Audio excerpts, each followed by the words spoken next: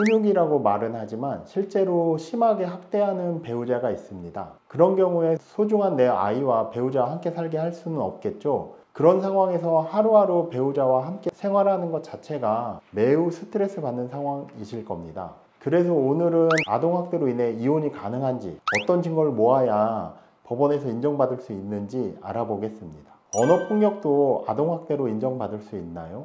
언어폭력도 정서적 학대로 아동학대로 인정될 수 있습니다. 지속적이고 반복된 감정적인 언어폭력에 아이들은 상당히 힘들어하고 정신적으로 고통스러워하는 경우가 많습니다. 상대 배우자가 단순 훈육이라고 주장한다면 어떻게 해야 할까요? 일회성으로 언어폭력이 모두 가정폭력으로 분리조치가 되고 형사처벌, 가정보호 사건으로 처리돼야 하는 것은 아닙니다. 욕설, 크게 언성을 높여서 지속적으로 혼내거나 강압적으로 언성을 높여서 아이가 두려움에 떨게 하는 것은 당연히 정서적 학대에 해당합니다. 배우자가 처음 한두 번 그런다고 하면 훈육하는 방식에 차이가 있으니 좀 자제해 줬으면 좋겠다.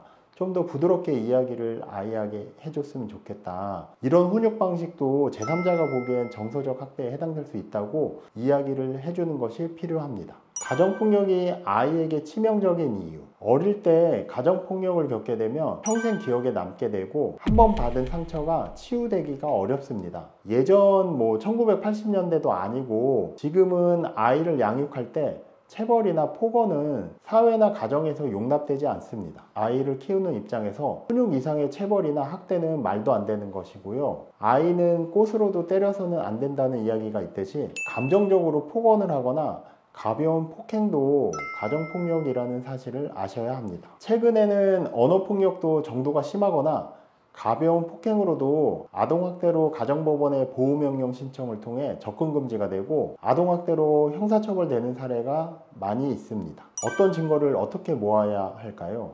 가정폭력은 당시 상황을 녹음하거나 동영상으로 찍어 놓는 것이 중요합니다. 그런데 아이 진술서나 가구가 파손된 사진만 증거로 제출하면 상대방 쪽에서 부인하는 경우가 많이 있어서 더 확실한 녹음 파일, 동영상을 확보하는 것이 가장 중요합니다. 저희 법률사무소 같은 경우는 이제 부부 변호사가 사건을 이제 함께 처리하고 있고요. 그리고 보통 간단한 사건 같은 경우는 이제 변호사 혼자서 이제 계속 하던 사건은 이제 혼자서 처리하면서 이제 간단하게 논의를 하고요.